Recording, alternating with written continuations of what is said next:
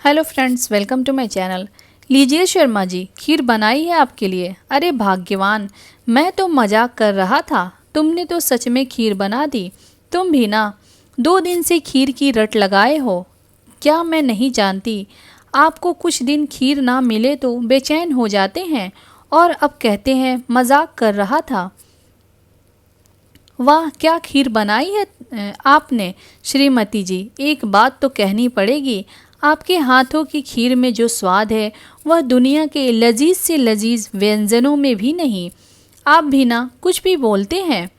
शर्माती आंखों वाला मुस्कुराता हुआ शांति जी का चेहरा शर्मा जी के मानस पटल पर प्रतिबिंबित हो रहा था कि छोटे बेटे अभिषेक की आवाज़ ने उन्हें झकझोर कर रख दिया।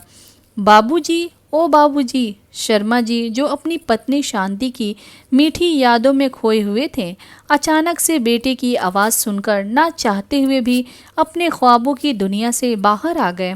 हाँ हाँ, बोलो बेटा। बाबूजी, हम घर पहुंच चुके हैं, चलिए आइए। कार के दरवाजे से बाहर निकलते हुए उनके छोटे बेटे ने कहा। रिटायर्ड शिक्षक शर्मा जी के 2 बेटे और एक बेटी हैं।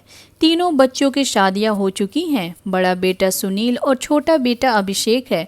बड़े बेटे और बहू के साथ उनके कुछ खास अच्छे अनुभव नहीं रहे थे, सो अपनी पत्नी के अंतिम संस्कार व 13वीं के बाद अपना गांव छोड़कर अपने छोटे बेटे बहू के घर आ गए हैं। दरअसल यह घर शर्मा जी ने ही खरीद कर दिया था अपने छोटे बेटे को, यह सोचकर कि रिटायर होने के बाद दोनों वृद्धजन अपना बुढ़ापा आराम से काटेंगे अपने बेटे बहू के साथ।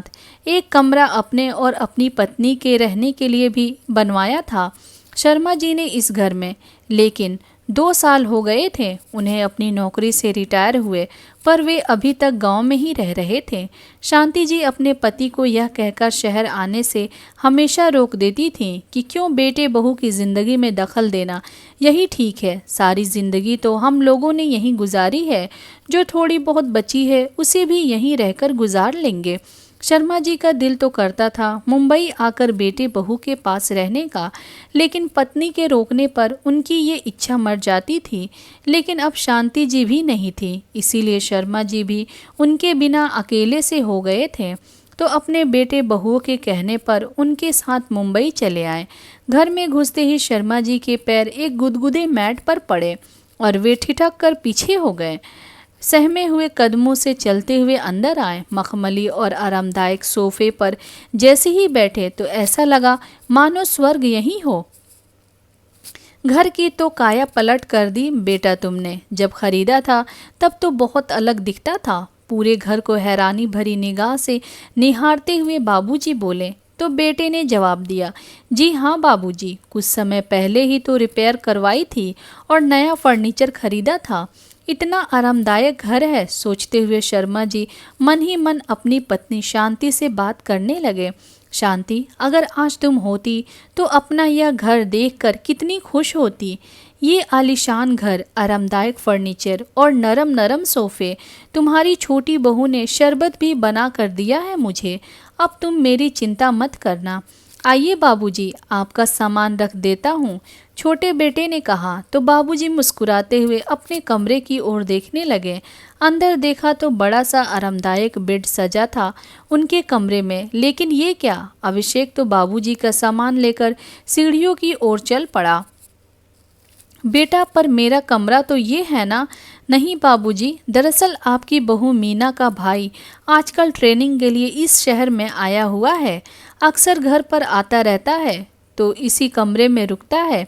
सीढ़ियाँ चढ़कर ऊपर पहुँचे तो अभिषेक ने लंबी चौड़ी छत के एक कोने में बने टीन की छत वाले कमरे को खोलकर दिखाते हुए कहा, बाबूजी, ये है घर का कबाड़ खाना, जहाँ घर की सारी टूटी फूटी बेकार वस्तुएं एकत्रित कर दी जाती हैं और दिवाली के त्यौहार पर इसकी सफाई कर दी जाती है।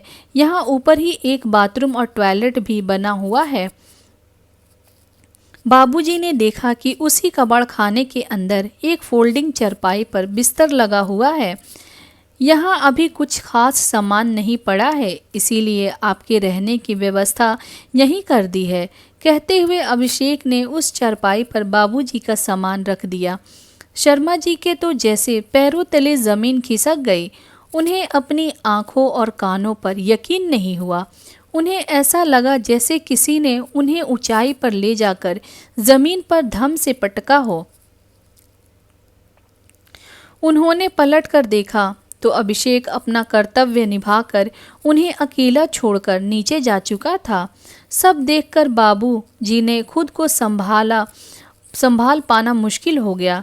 ये उसी चरपाई पर बैठकर सोचने लगे कि यह कैसी आधुनिक व्यवस्था है, जहाँ बच्चों के लिए तो अलग कमरा है, यहाँ तक कि आने जाने वाले मेहमानों के लिए भी अलग कमरे की व्यवस्था है, लेकिन घर के बड़े बूढ़े बाप के लिए नहीं। मेरे लिए ये कबाड़ का कमरा, कहते हुए अपने संदूक में से अपनी पत्नी की तस्वीर निकाली और अपनी चरपाई के पास रखे हुए एक बेंच पर रख दी। कोई और हो ना हो, तुम मेरे साथ हमेशा रहोगे शांति। कहते कहते उनकी आंखों के कोर से आंसू बह निकले। सोचने लगे, जब अपनी 35 साल की नौकरी पूरी करके सरकारी स्कूल से रिटायर हुआ था तो इस दिन की कल्पना भी नहीं की थी कि यह दिन भी देखना पड़ेगा। जहाँ भी जाता था लोग मास्टर जी कहकर कितना सम्मान देते थे। इतनी इज्जत पाकर सीना गर्व से चौड़ा हो जाता था।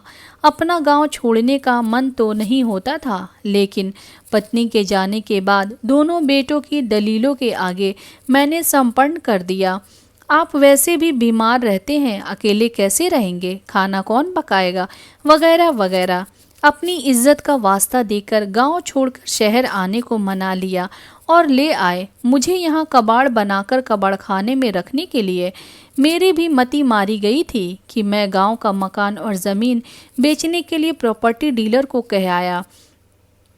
नहीं, अभी मैं कबाड़ नहीं हुआ हूँ। कहते हुए शर्मा जी ने अपनी आंखों के आंसू पोंछे और हाथ मुंह साफ करके नीचे उतरने लगे। नीचे से रह रहकर हंसी ठिठोली की आवाज़ आ रही थी। सीढ़ियों से नीचे उतरते हुए उन्होंने देखा कि अभिषेक अपनी पत्नी मीना और अपने साले के साथ मजाक मस्ती कर रहा था। सभी शाम के चाय का आनंद लेते हुए हंस बतिया रहे थे। जैसे ही बाबूजी आए सब लोग सकपका गए। बाबूजी भी चाह रहे थे कि इस विनोद में भाग ले, लेकिन उनके आते ही सभी को कुंठित होते देखकर उनका मन और उदास हो गया।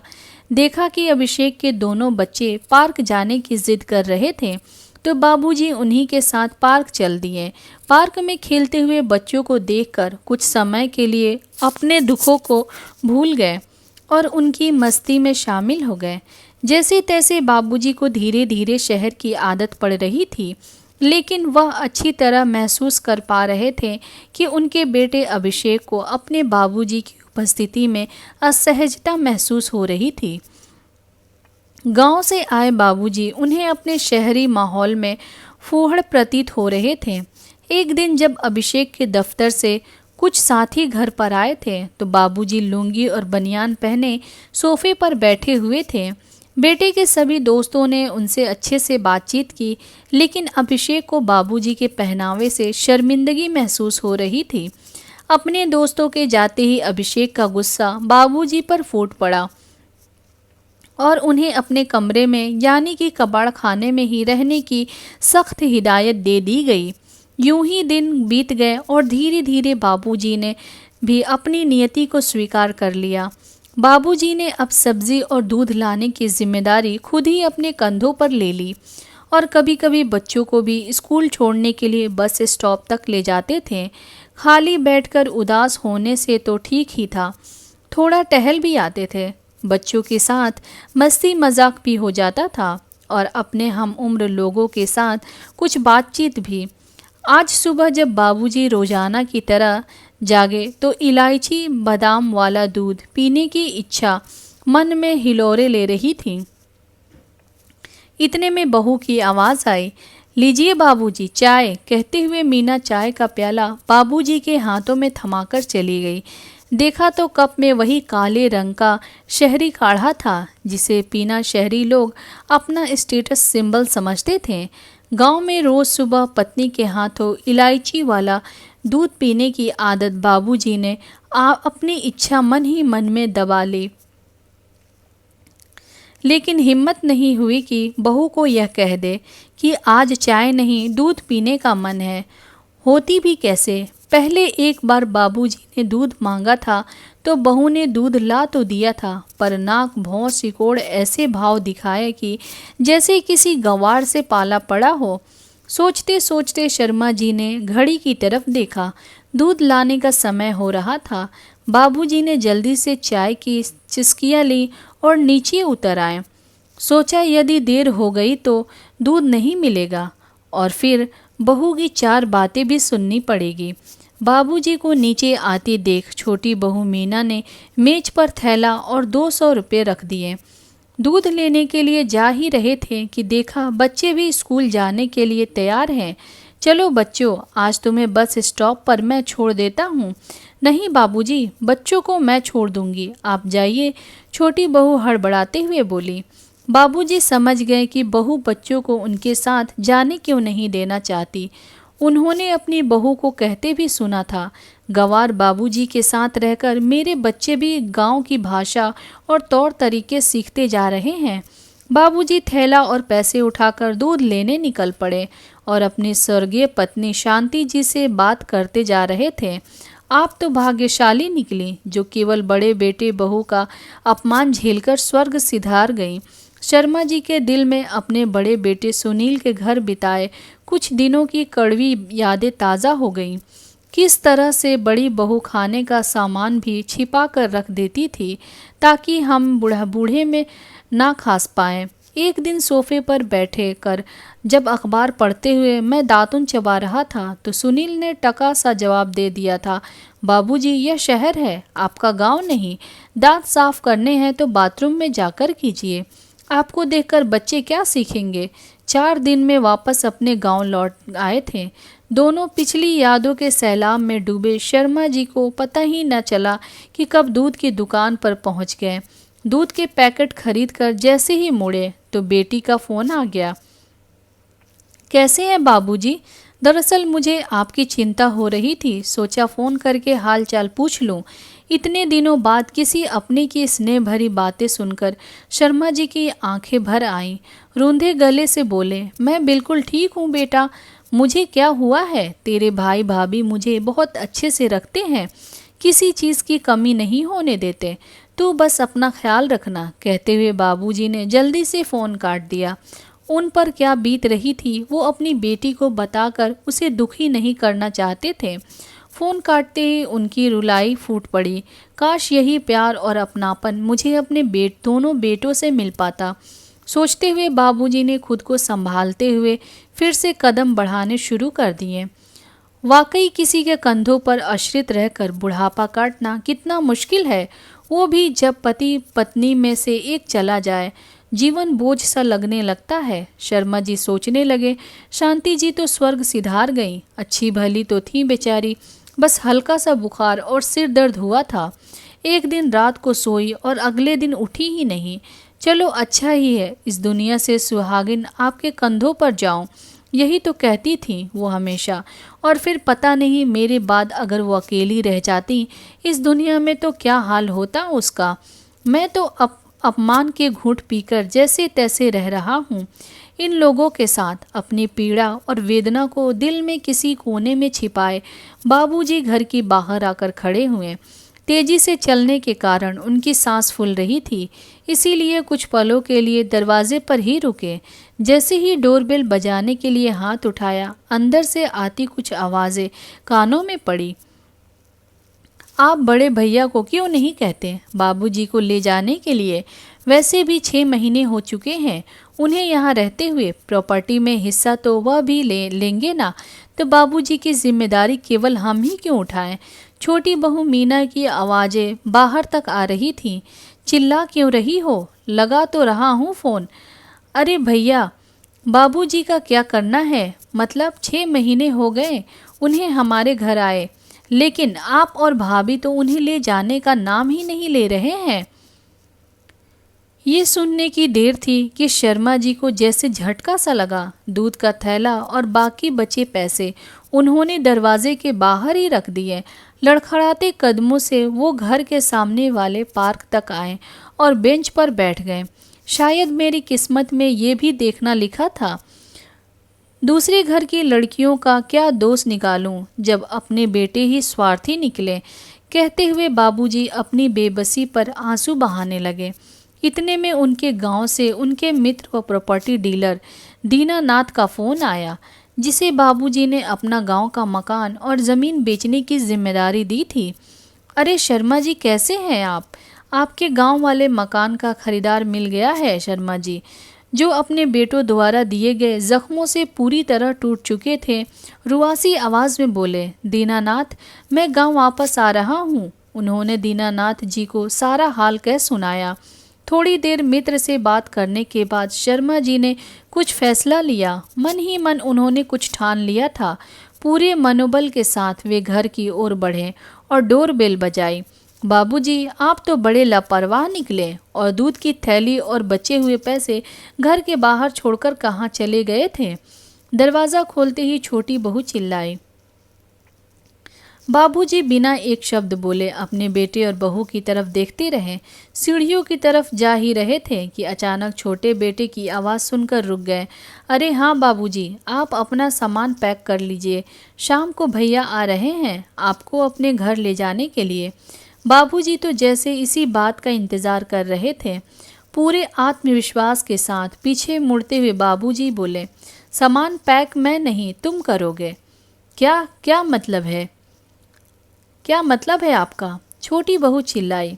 मतलब भी समझा देता हूँ। शायद तुम लोग भूल चुके हो कि यह मकान मैंने खरीदा था हम सब लोगों के रहने के लिए, और आज भी ये घर मेरे नाम पर है। इस घर में कौन रहेगा और कौन नहीं, ये मैं तय करूँगा, तुम लोग नहीं। मेरी खून पसीने की कमाई से खरीदे हुए घर में मुझे ही टिन की छत वाला कबाड़ खाना दे दिया रहने के लिए, और यहाँ तुम्हारे लिए आलीशान बेड और एयर कंडीशनर की हवा। बस बहुत हुआ। 15 दिन का समय है तुम्हारे पास इस मकान को खाली करने के लिए। तो क्या आप अकेले इस मकान में रहेंगे? बेटा बोला। जी नहीं, इस मकान को बेचकर मैं वापस अपने गांव जा रहा हूँ, अपने पुराने मकान में, जहाँ मेरी पत्नी की यादें बसती हैं। कम से कम वहाँ मैं अपने पुराने मित्रों के साथ बैठकर हाल चाल तो बांट सकता हूँ। बाबूजी, आपने तो हमें पल में पराया कर दिया। बेटा बहू गिड़गिड़ाने लगे। ये फैसला लेने से पहले इतना भी नहीं सोचा कि इतनी जल्दी हम रहने का इंतज़ाम कैसे करेंगे। पराया किसने किसको किया है, ये तुम अभी कभी आराम से बैठकर सोचना। और तुम्हारा पिता अभी तक इतना कठोर दिल नहीं हुआ, इसीलिए जब तक तुम्हारा इंतज़ाम कहीं और नहीं हो जाता तब तक तुम ऊपर टीन की छत वाले कबाड़ खाने में रह सकते हो। मुझे इससे भी कोई एतराज़ नहीं होगा। बेटा बहू हक्के बक्के होकर पिताजी की तरफ लगातार देख रहे थे, और बाबूजी गजब के आत्मविश्वास के साथ अपने उस कमरे की तरफ बढ़ गए जो उन्होंने अपने और अपनी पत्नी के लिए बनवाया था। आज पहली बार उन्हें मखमली गद्दों पर सुकून से लेटने का सौभाग्य मिल रहा था। Thank you.